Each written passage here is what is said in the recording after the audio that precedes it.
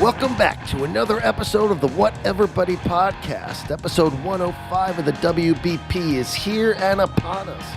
On today's episode, Ryan and Johnny are joined by Michael Goldberg, former editor of Rolling Stone magazine and writer of the book Jukebox. He's here to talk to us about that book, Jukebox, so sit back and enjoy the ride.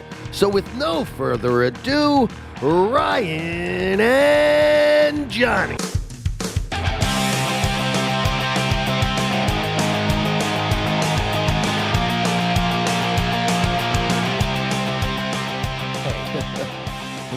Look at this guy sitting in the dark, in the dock. It's better. It's a lot better on my other camera. Looks a lot better. Well, Johnny Tours over there. Hello, everybody. Johnny hour and a half late. All right. Hello. Welcome to episode 105, I think. 105. Let me say this. Hey, Harris, F yourself. I'm on the road. It ain't so easy. I'm 9 hours ahead. I played a gig 6 hours away last night. I love how you make it that you're the one that is put out. Like, you're the one who's unforgiving. I have to sit down for 2 hours every other week. Oh, F off. Oh, kidding, dude. How you doing? I literally got done driving not 15 minutes ago, and here we are. So... hello, everybody. It's nice to see you. A familiar face. You too, dude. How's tour going? It's going good. Tell me something fun. Oh, well, a lot of rain. A lot of rain. Such as hey, Germany. you tell me something fun. I got something fun. I met Clint Howard the other day, dude. I saw that picture, but I don't know who he is. Yeah, you do. This guy. He's been in everything. He's been in like hundreds of movies and films. He was in Apollo 13. What did he do in Apollo 13? Apollo 13. He was in The Waterboy. He was like the tower control guy. He was this guy. Oh, come on, man, focus. Oh, he's that guy. Oh, he's that dude. You would have never known with the beard. Yeah. I would have never recognized him. Everything. Oh, he's the nerdy guy in everything. He's in everything. He's either he's either like the funny character actor looking guy or the character. Anyways, whatever. We're at a diner and where at? We're at Mel's Diner in Sherman Oaks, and so we're talking, and it's like, of course it's him. Like somebody goes, oh yeah, he's over there, and my one buddy started a bet with two of the buddies at the table. It's like, that's not him. It's not him. It doesn't look like him. It's not him. And just sitting there like, and they're talking super loud. So it's like, I was like, I'll bet you $500 that that's not him. And then another buddy goes, I'll take that bet. So it's like, wait, so if I lose, I owe you $500 and you $500, but if I win, I get $1,000 and this and that. And it's like, whatever. And then he looks at me, he goes, what do you think? I was like, 100% him. Anyway, so like we pay and we're leaving, and he just came up and started talking to us. I don't know if he probably heard us talking about him, but what did he say when he walked up to you guys? He's like, what's the band? And I was like, cool. I guess we looked the part. Yeah. That's cool. You don't seem too excited about my story. Sorry, it's not about you. No, wow. Shots fired. All right, well, while you fix your hair, why don't we chat about our guest? We got Michael Goldberg. Can we say hello to the people? Did you say hi to the people? You just came in yelling at me, giving me a hard time. No, just giving you a hard time because it's fun to give you a hard time. And you're late, so I want to hurry up and get to our guest. I'm late. I mean, it's they have a Tesla problem in Sweden, dude. They're everywhere. Really? Everywhere. Well, everywhere. Tesla. I don't know what to tell you, buddy. I don't know what to tell you. Bring Michael on in. Is he here? Well, a familiar guest. Yeah, let's do that. Michael's got a new book. We're going to talk about it, and here we go. It's third time. Only guy. Michael, nice to see you. Technical difficulty still happening a year later. Still happening. Yeah. I'm such a putz.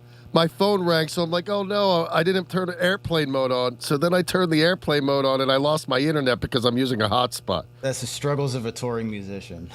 Yeah. I'm trying. Hi, Mike. It's nice to see you again. Nice to see you, Michael. Yeah, good to see both of you. So Michael's got a new book out. It's called Jukebox, and it's photos that you've taken over, 50-some years, huh? Yes. Yeah, I mean there's a photo in that book that I took when I was 13 years old of Jim Morrison performing at a concert on outdoor concert on Mount Tamalpais in Mill Valley, and that was the first rock festival in the country. It was a week before the Monterey Pop Festival. So they didn't have them before that? That was the first time that anything big like that had gone on? That was the first one, and I was there.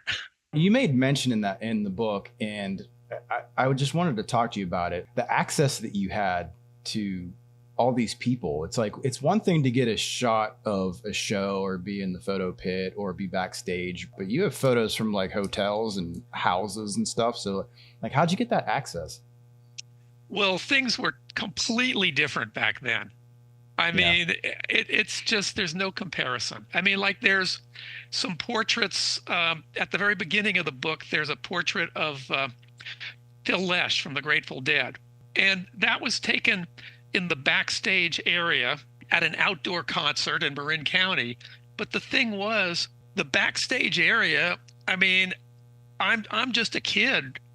I could just walk back there. It wasn't like now. There was no security. It was just not like it is now at all. I just walked back there. There's Phil Lesh. I just went up to him and said, "Could I please take a couple of pictures of you?" And he like posed for me. That's, just a completely What different about, situation.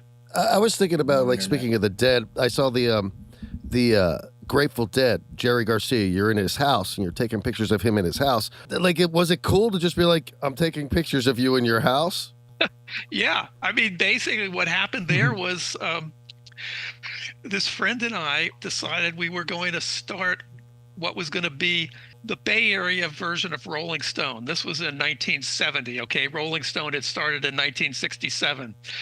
Now we were in high school and it was like, we didn't think this through. Like, how are we really going to do this? I mean, it's just, I had saved up some money. So I had enough money that we could publish an issue. And there was a printer in Marin County, and we, found out what it would cost to do X amount of copies. So we were going to do it.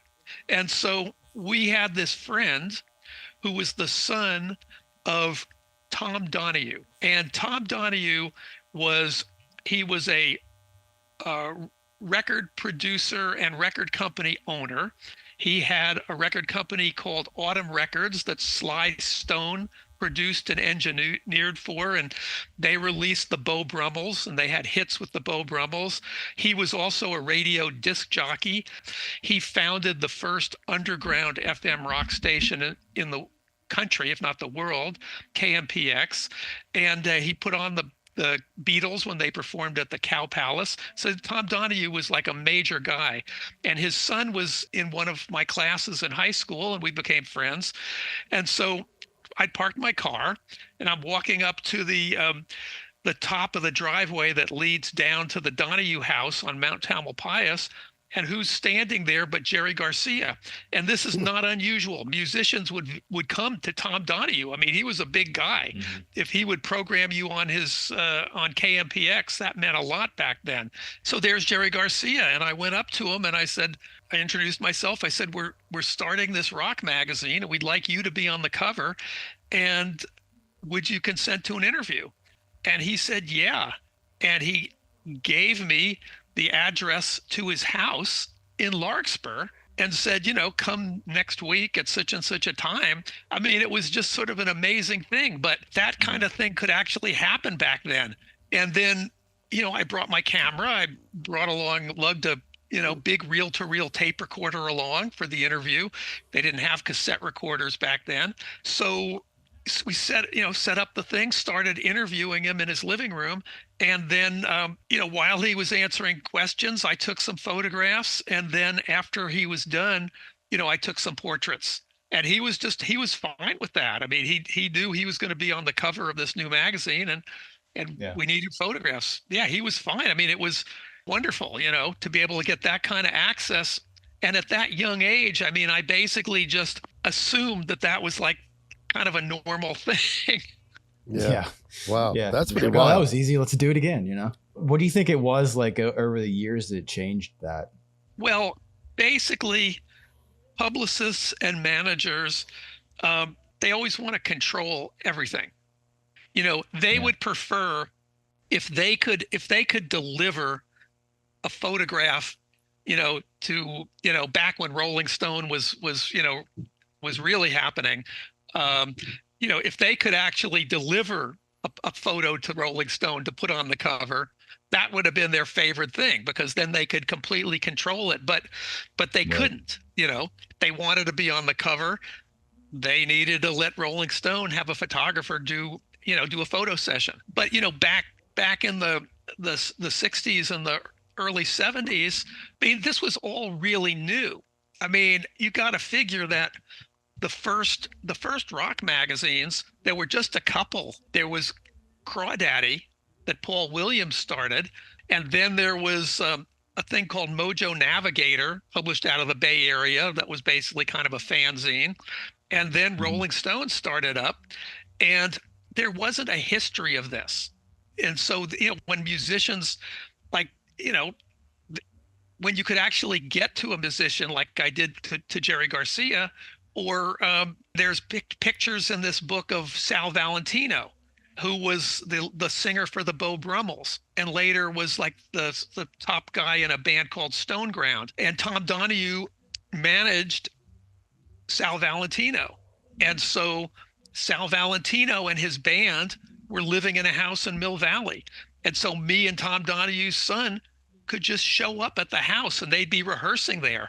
And so Mhm. they got to know me. And so then they let me be backstage at Winterland, where I took photos of them. And uh, Ramblin' Jack Elliott was performing at Rancho Nicasio, and I had taken some photographs of him in the past, and I just walked backstage. There was nobody stopping you, and I just walked backstage. I mean, there he was in his dressing room. I mean, I said, hi. I don't know if you remember, but I photographed you in Santa Cruz, a couple of years back, and uh, could I just take a couple of pictures of you right now?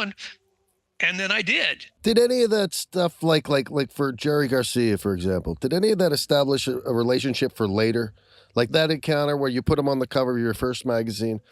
Did you and Jerry become friends through the years, starting from that point, or is that not really? No, I mean, what did happen right after that was, I was able to get access to when new writers in the Purple Sage were rehearsing, and Jerry was playing steel guitar, and I was able to get into the rehearsal studio. And one of those photographs, or a couple of those photographs, I think are in the book. And then I Yeah. also was able to get really good access when they played live at this place called Euphoria that was in San Rafael.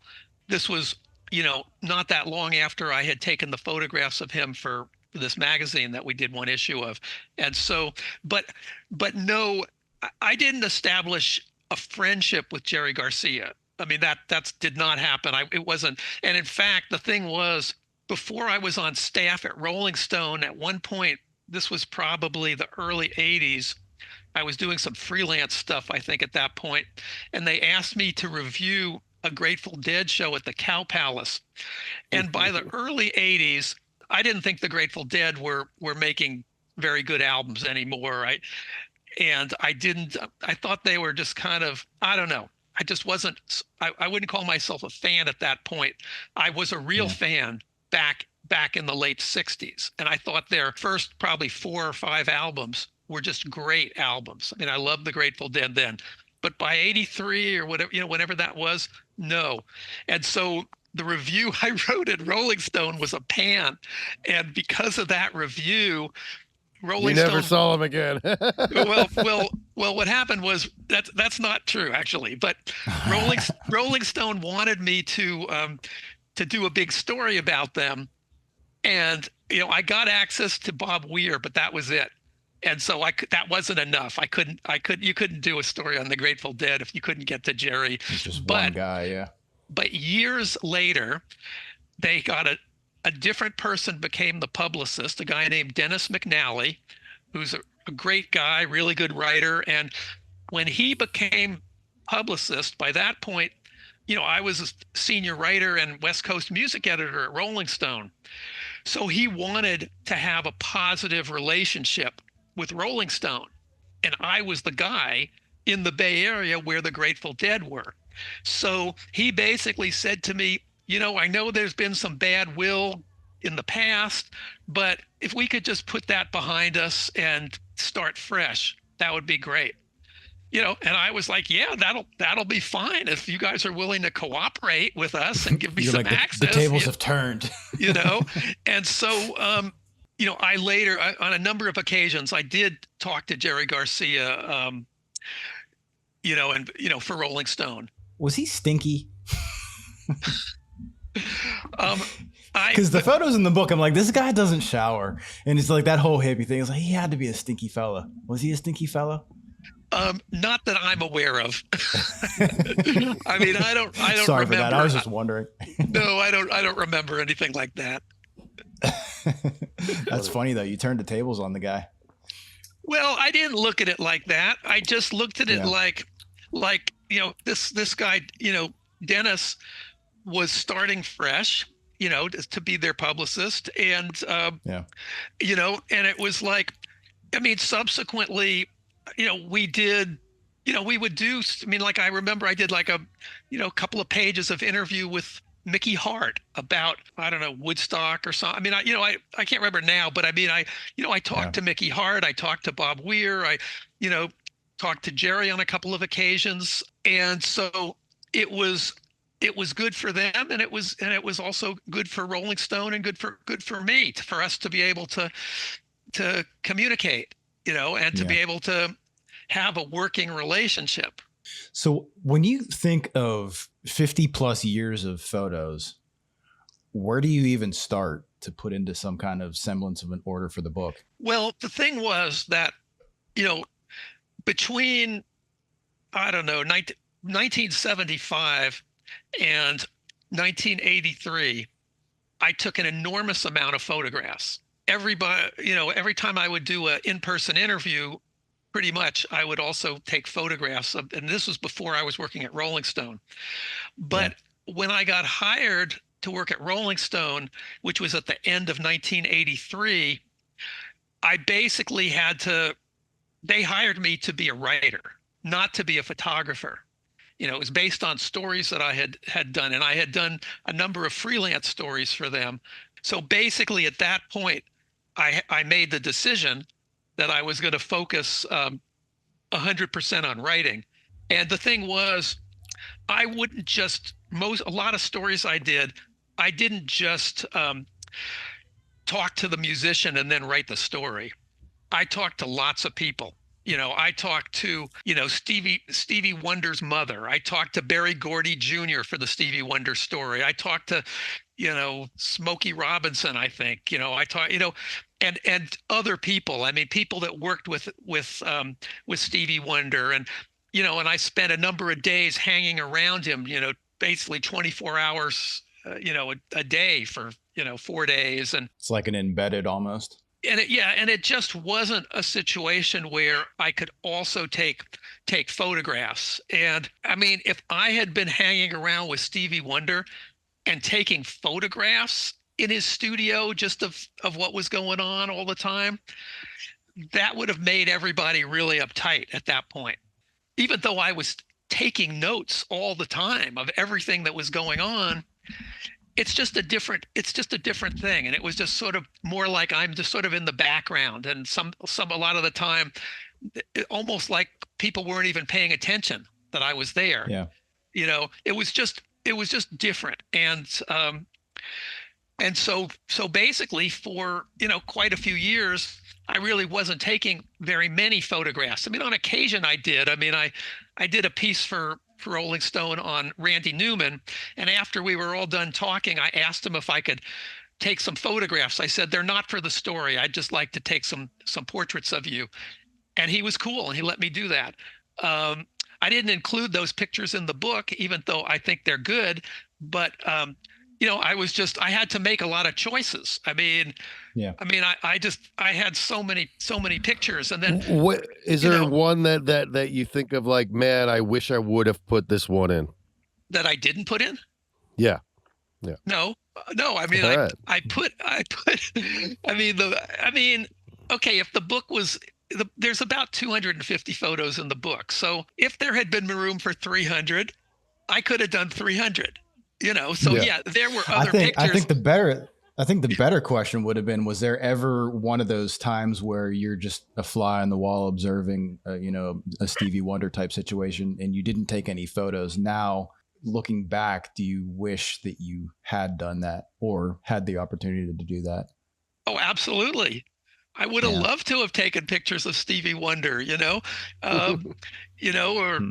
or or Rick James or Smokey Robinson or That'd have been It's some crazy you didn't incriminating. get any Rick James, considering you got, you did a few stories on yeah. him. I mean Brian Wilson or oh God, Yeah. who yeah. I mean there were lots of people that it would have been nice if I had also been able to photograph them. Did you have any, like, when going through all of these pictures and stuff, the nostalgia that came with it? Did you find yourself going down rabbit holes of like, remember that time kind of moments? Oh sure. No, I mean no, I mean, I couldn't help but do that. I mean, Yeah. you see a picture I mean, like there's pictures of the Avengers and the Dills, who were Bay Area punk bands in the late '70s, that I took from the stage of the Mabue Gardens. So I was able to be on the stage, sort of to the side, and get shots that show the audience and band members, which is a cool thing if when you can do that, and not you don't often get the opportunity to do that. At any of those shots, did you look in the crowd and think to yourself, oh wow, there's so and so. I wonder whatever happened to that person, or like Well, that. well, what I was going to say was that when I look at those pictures, I'm right there. I Yeah. can Yeah. I can be I'm standing to the side of the stage taking that picture. I mean, that's what Yeah. it's like. One thing that for me as a musician, there's times that I'll look through photos or I'll look through old videos or whatever, and I don't remember that show. It's like that show only exists because I was reminded through the photo. How many times going through putting this book together did you go, oh, I totally forgot about that? I mean, it was like, I'd look at a photograph of, for example, there's pictures of this band Crime standing in front of their car, and the car is parked outside the apartment where I was living back when I took that picture in like 1977, I think it was. And so I see that picture, and I think about the fact of taking the picture, what was going on at that time, and all that. I mean, it reminds me of all that. It's not like I forgot that I had taken pictures of Crime back then. It's just Mm-hmm. that you know it just sort of brings the situation back. Neil Young at the boarding house, or Neil Young at the Forum in L.A. And yeah, it brings me to there. Or like the Alice Cooper photographs. For those Alice Cooper photographs, I had this very funky sports car, and I drove it from Santa Cruz to Tucson, just To hike. nonstop. And I drove to the Tucson arena, or whatever, the place where they were going to be performing. And I got there in the late afternoon. When I look at those pictures, I remember driving there. I remember that I, talked to this guy who was at the backstage entrance, and tried to talk my way in.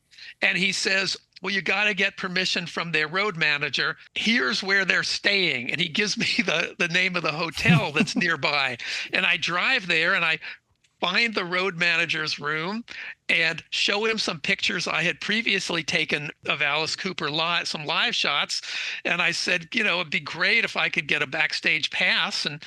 And he says, sure, and gives it to me. I just remember all of that. And I ended up taking some pictures in one or more of the musicians' motel room or hotel rooms there. One of them's in the book. And then I remember being on stage, sort of hiding, like basically they had drum risers, and they had the Alice Cooper stage had a lot of stuff on it. So it was possible to be on the stage taking photographs, but the audience couldn't see you. You could be behind stuff. And so, I remember all of that, and then I remember, going backstage and photographing, Alice Cooper backstage, afterward. Do you ever just sit back going through all this, go, wow, the life that I have led? I mean, like, think about all these things that you're talking about. Not many people get to do this kind of stuff, and you didn't just do it a little bit. You did it your entire life, 50 years worth of photos. Like, it's magnificent. I am very grateful for how my life has worked out. When I was a kid, I became, a huge fan of initially it was rock and roll, and so I have been able to devote my whole life to that, and to music. I became just completely obsessed with everything having to do with music. I mean, being in the recording studio, record producers, how the whole management thing worked, publishing, how that, all the, everything that has to do with music. And I've been able to, I've had the luxury to, to be able to talk to people, talk to all kinds of managers and producers and music business lawyers and obviously countless musicians, and I feel very lucky that I got to do that, and that's been my life. I mean, the only jobs I had before I was making a living doing music journalism. When I was in college one summer, I worked at McDonald's for the summer so I could make enough money to buy a hi-fi system. And Shout out McDonald's.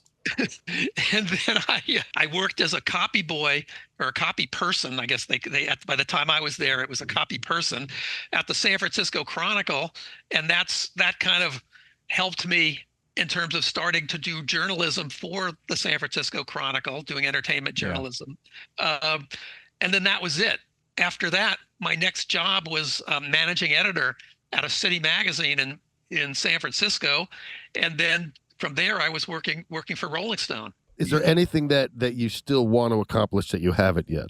I'm having this book of my photographs come out is really a big deal for me, because I mean, it was a big deal to have the book Addicted to Noise come out, my collection of my music writing that we talked about last time. But this is a really big deal because I never imagined that I would be able to have a book of my photographs, just because I've always been known as a writer, But the thing was that I did this, I did that book, Wicked Game, about, Jimmy Wilsey, and that book has a lot of photographs in it. And I contributed a bunch of my photographs, to that book. And the publisher of that book really liked my photographs. And so at some point, maybe 2 years ago, I just sent him, 100 of my photographs so he could see what they looked like. And he really liked them. And I said, well, what do you think about a book? And he said, that would be great. Yeah, let's do it. It was just one of these opportunities that showed up that I never would have anticipated would have happened. But in terms of going forward, I don't actually, right now, I don't know. I mean, I'm kind of open to letting things happen. It's like when I did that book on Jimmy Wilsey, I hadn't anticipated doing a book on Jimmy Wilsey, but he died. And then it was like nobody was even doing doing an obituary about him. And I felt like he was an important guy, So before long, I found myself putting a book together about him, and spent 3 years doing that. I hadn't planned on doing that. I'm just curious. I'm looking through the photos. First of all, I thought it was really cool that, you're talking about your dark room and you're printing the photos, and now it's more of a digital thing. But what's your file system like for the physical photos that you have? It's terrible. It's not a filing system. It's like I had these boxes of prints, and I had these boxes of negatives, and I basically pulled them out of you know, they were up on a big shelf in my garage, and so And they didn't deteriorate over the years?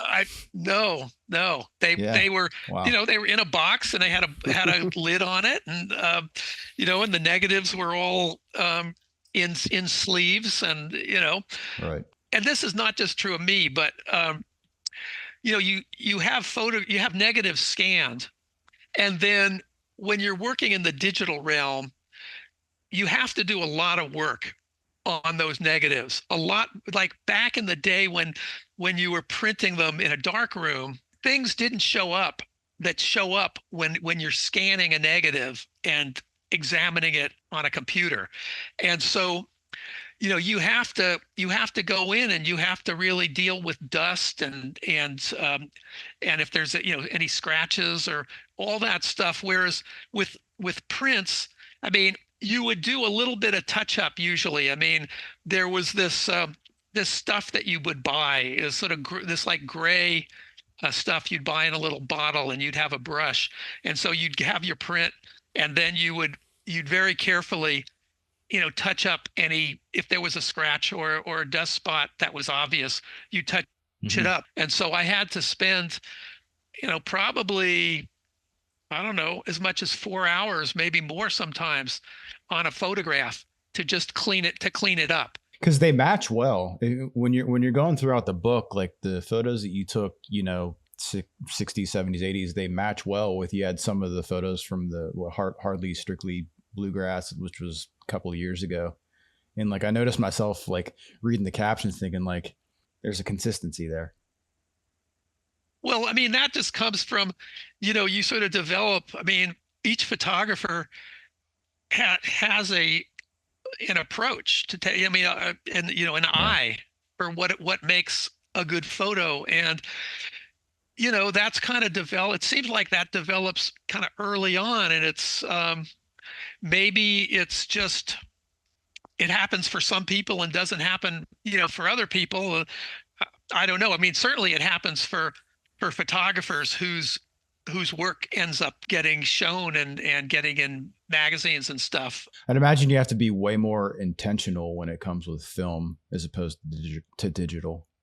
Well, I would try to shoot as many pictures as I could when I was like, when I was in that hotel room with Professor Longhair. I probably got, What a great name. I probably got, probably a roll and a half and 2 rolls, but that's almost 70 pictures of him. And, sometimes you didn't have that. I mean, Frank Zappa let me take maybe 5, but I would have taken, 70 of Frank Zappa if he would have let me. But you're right that with digital now, it's really great in that, I'll shoot, I shot hundreds of pictures of Patti Smith. There's like a picture of Patti Smith from Dominican College where she did a reading in I don't know, either 2022 or 2023. I think it was fall of 2022. But anyway, I could just shoot and shoot and shoot. And I've always felt like the more pictures you take, the more chance that you're going to get a really, really great one. But back in the day, you had to, you had to be careful, because you knew that you had, okay, 36, and then I'm going to have to stall them somehow to get them to let me get another roll into the camera so I can take more. Changing it. Yeah. Yeah. And so I would say to them, look, I just need a few more.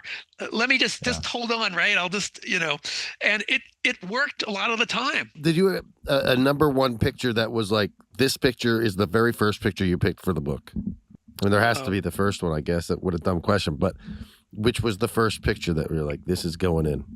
Oh, man. That's really hard at this point for me to say, because I had gone through tons and tons of photographs, right?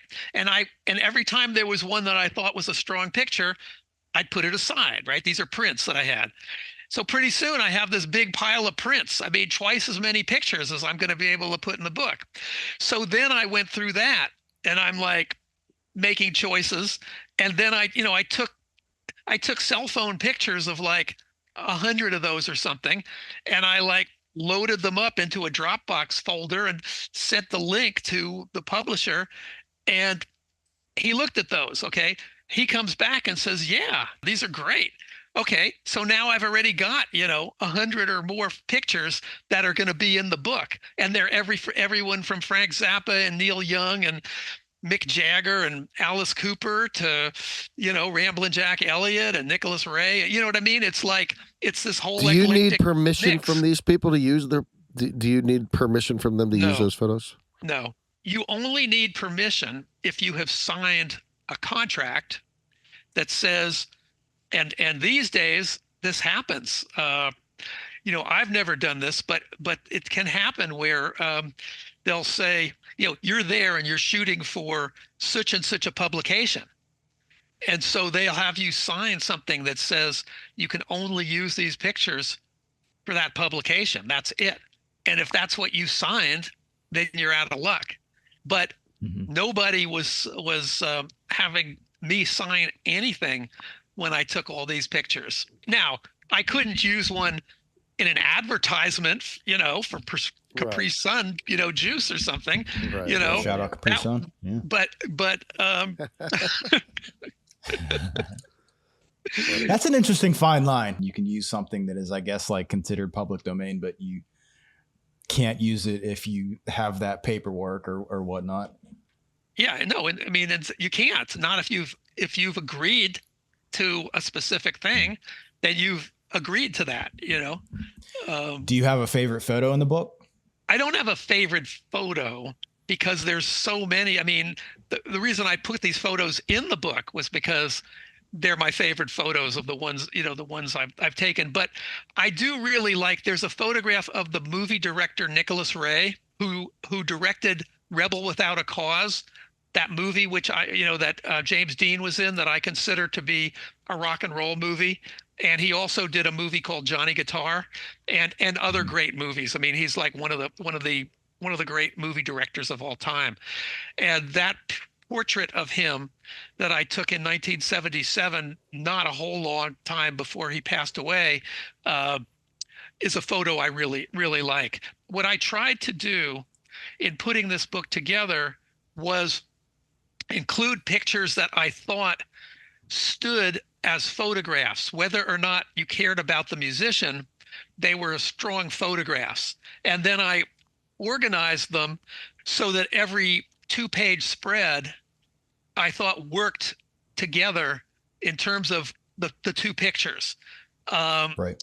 And that when you went to the next 2-page spread, it visually made sense following the last. And, and I very purposely, the book is organized in a really eclectic way. It's not like I put photographs of blues musicians in one area and then moved on to photographs of folk musicians. No, it's completely eclectic, and I called it Jukebox for that reason. That it used to be, you'd go into a bar or whatever, go to the jukebox, and there could be everything from a Buck Owens song random, on there to Smokey Robinson and the Miracles. I mean, just completely eclectic. I'm really not a big fan of genres. I'm a fan of music, and I like lots and lots of of different kinds of music. And so I wanted the book to like just reflect that. Well, that kind of makes it more interesting to do it the way that you did it, because I mean, if it was just like a timeline, it's like, okay, well, here's 67, here's 68, here's 83, and so on and so forth. It's like visually it was more engaging whenever it was a bit random. I mean, obviously if I had 4 pictures of Tom Waits, I put those 4 pictures together. But, when for example, there's a picture of Bob Dylan, and it's next to a picture of the sort of folk rock musician Jolie Holland. And I feel like those 2 pictures work together really, really nicely. I was just trying to make sure that everything worked and made sense from one 2-page spread to the next. from a visual standpoint. So when does the book come out? By the end of this month, by the end of July. Excellent. Where are people able to get it? Well, the best place for them to get it is directly from Hozak Records and Books. And the reason for that is the publisher and myself make twice as much money if you buy directly from the publisher as if you were to buy it at a bookstore or buy it at a off of Amazon even. Us musicians understand that. and it's the cheapest way to get it too. HozakRecords.com. So that's the ideal way to get it. You will be able to get it off of Amazon if you want to do that. It'll cost you a little bit more. Final question: what's the greatest show that you've been to? Oh my God, the greatest show I've been to. Oh man. Stumped you. I mean, I don't know. 50 years worth of shows. I remember seeing the Dwight Twilley band at the Old Waldorf. I mean, Neil Young at the boarding house, which held 500 people. Captain Beefheart was really great in a relatively small club. Oh, the Who at the Berkeley Community Theater. The Berkeley Community Theater held like 3,000 people, and I was able to just go down the aisle, and the pictures I took that are in the book, I went down the aisle to really close to the stage and took the pictures. And the original Who, back in 1970, when they were playing stuff from Tommy, but I don't know if it was quite out yet. Maybe it was, but maybe not. They were unbelievably great live back then, when they were a young band. And that was amazing. That's where you mentioned too. I'm not certain if it was that exact reference, but you said, like it wasn't just the first 3 songs and then you got to get out of the pit. It's like you could take photos for the whole show. Yeah. Yeah, absolutely. And, seeing Big Brother and the Holding Company with Janis Joplin when I was 13, I mean, that was incredible. I mean, and the Doors, when you're a kid, everything is like way more intense. Where'd you see the Doors at? Yeah. Everything's bigger. On Mount Tamalpais at that 2-day festival. They were headlining. Yeah. And I think as I recall, I got an autograph from Jim Morrison when he came off the stage. So cool. Awesome, Michael. Well, great to see you, brother. Jukebox is the book. It's coming out the end of the month, and hopefully we'll see you again. Great. Thanks a lot. Yeah, really appreciate you guys doing this. Absolutely, brother. Thanks, Mike. And good luck on your tour. Thanks, man. I appreciate it. Okay. Have a good day. Later. You too. All right. Michael Goldberg. The book is Jukebox. My man Johnny U over here is on tour. Hey. What up? And we're keeping this ship afloat, baby. Oh man, I'm tired. Well, I'll tell you what. Till next time. Till next time, everybody, thanks for joining us here on another episode of the Whatever Buddy podcast. Episode 105 come to an end. Make sure you like, report, and subscribe, right? Yeah, leave a comment if you want. That DM Harris bell. if ding. Smash the like button, right? Smash it. I hate that. Smash it. Don't DM me, man. I don't want any DM. DM them. Until next time, everybody, you guys have a great couple of weeks. We'll see you next time. See it.